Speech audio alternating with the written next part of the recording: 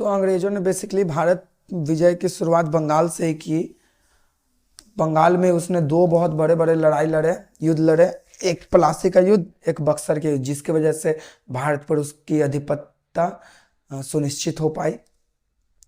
तो बंगाल हम लोग के लिए बहुत इंपॉर्टेंट है। तो बंगाल पे किस तरीके से उन लोगों ने कंट्रोल किया वो पढ़ने से पहले हम लोग ये जान लेते हैं कि बंगाल प्रांत का उदय किस प्रकार हुआ। तो पहले पहले ये देख लीजिए, अंग्रेजों ने दो युद्ध किए। एक तो था प्लासी का युद्ध और उसके जस्ट बाद बक्सर 1757 में, और ये 1764 में। तो ये दो युद्ध थे जिसकी वजह से अंग्रेजों की सत्ता यहाँ स्थापित हो सकी। तो पहले हम लोग बंगाल के बारे में थोड़ा सा जान लेते हैं। तो एक नाम याद रखिएगा, मुर्शिद कुली खां। मुर्शिद कुली खां, ये नाम ध्यान रखिएगा। ये औरंगजेब के समय उसकी सेना में बंगाल का सूबेदार बना। बंगाल का सूबेदार बना था ये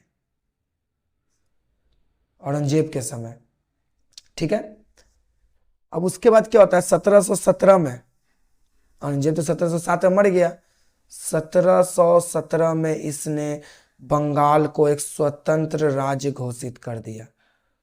बंगाल को स्वतंत्र राज्य घोषित कर दिया। तो ये पॉइंट याद रखिए, बंगाल को स्वतंत्र राज्य मतलब बंगाल की स्थापना किसने की? मुर्शिद कुली खान ने, ठीक है। इसके बाद इसने एक जगह भी बनवाया मुर्शिदाबाद, जिससे अपना राजधानी परिवर्तित करके बना दिया। तो नाम से ही पता चल रहा है, मुर्शिदाबाद। और फिर इसी शहर को अपना राजधानी भी बनाया। तो बंगाल को स्वतंत्र प्रांत के रूप में किसने आजादी दिलवाई?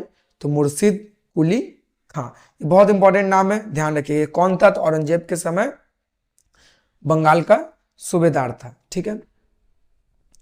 इसके बाद जो राजा बना सुजाउद्दीन।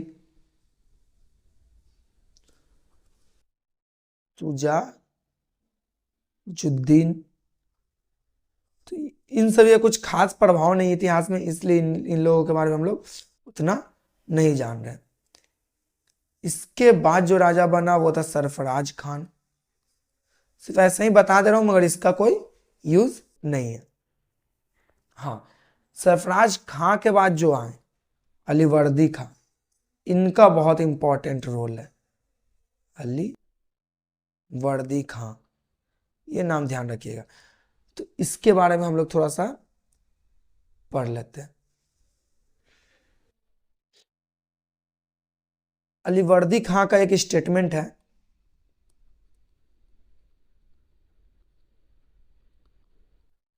अंग्रेज मधुमक्खी की तरह है। अंग्रेज मधुमक्खी की तरह है, अगर इन्हें अगर छोड़ दिया जाए तो ये शहद देंगी, अगर इन्हें परेशान करोगे तो ये काट काट कर मार डालेंगे, ठीक है। तो अब थोड़ा सा अगर इसके पॉइंट इसमें थोड़ा सा आगे, इनका कोई बेटा नहीं था, केवल 3 बेटियां ही थी। जो पहली जो पुत्री थी अमीना बेगम,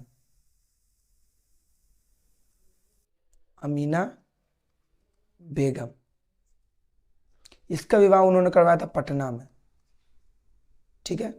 और जो दूसरी बेटी थी उसका नाम था घसीटी बेगम, घसीटी बानो या घसीटी बेगम। इसका विवाह करवाया था पूर्णिया में। तो अब ये देखिए, अमीना बेगम का जो बेटा था, इसका जो बेटा था सिराजुद्दौला,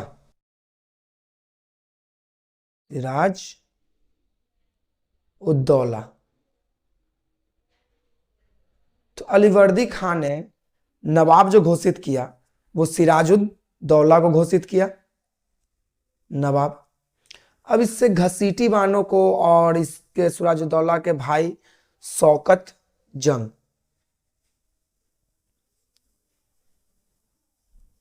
शौकत जंग को बहुत परेशानी थी। परिणाम स्वरूप मतलब घर के अंदर में ही सिराजुद्दौला के खिलाफ साजिश की शुरुआत हो गई। इसके बाद सिराजुद्दौला के राजा बनने से कुछ लोग और भी ऐसे थे जो कि खुश नहीं थे। इनमें सबसे बड़ा था इनका सेनापति मीर जाफर। इनका सेनापति मीर जाफर, मीर जाफर। और इसके बाद और भी थे यहाँ के अमीर लोगों में, सेठ थे, जगत सेठ, जगत सेठ, आमी चंद, आमी चंद और शौकत जंग और मीर जाफर। इतने लोग इसके घसीटी बानो, इतने लोग सिराजुद्दौला के खिलाफ साजिश कर रहे थे और इन्हें वो मौका मिला भी, वो भी हम लोग आगे देखते हैं। देखिए एक घटना हुआ, हाँ, ब्लैक होल, एक घटना हुआ ब्लैक होल जिसे बोलते काल कोठरी। काल कोठरी की सजा, या फिर इंग्लिश में इसे ही बोला जाता है ब्लैक होल की घटना। यह हुआ कब था? 1756 में। ये घटना बहुत इंपॉर्टेंट है। एक्चुअली में ये हुआ या नहीं हुआ ये तो कुछ श्योरिटी के साथ कहा नहीं जा सकता है, मगर कुछ इतिहासकारों के अनुसार ये हुआ है और कुछ इतिहासकारों के अनुसार नहीं हुआ है। कुछ किन्हीं के अनुसार कहना है कि यह अंग्रेजों की साजिश थी जिसकी वजह से उन्हें एक मौका मिल सके युद्ध करने का। क्लियर है? तो 146 लोगों को, 146 अंग्रेजों को, 146 अंग्रेजों को सिराजुद्दौला ने फोर्ट विलियम्स में कैद कर दिया। कहां कैद किया? फोर्ट विलियम काल कोठरी है ये, फोर्ट विलियम काल कोठरी में कैद कर दिया गया। काल कोठरी कितना बड़ा था? तो 14 फीट चौड़ा और 18 फीट लंबा, इतना बड़ा काल कोठरी था। तो अब नेक्स्ट डे क्या होता है कि इन 146 में से 146 में से 123 अंग्रेज मर गए थे। और ये पूरा घटना को बताया किसने? तो ये बात रखिए, इस काल कोठरी की घटना का वर्णन किसने किया? तो हालवेल। बहुत इंपॉर्टेंट नाम है, ध्यान रखिएगा। किसने? हालवेल ने। हालवेल ने इसका जिक्र किया। अब अंग्रेजों के पास एक रीजन था कि वो क्यों हमला करेंगे, तो इसके परिणाम स्वरूप नेक्स्ट हमला किया जाता है 1757 में, जिसे हम लोग बोलते हैं प्लासी का युद्ध, जो हम लोग नेक्स्ट वीडियो में देखेंगे। बहुत डिटेल में पढ़ने वाले प्लासी के युद्ध और बक्सर के युद्ध को।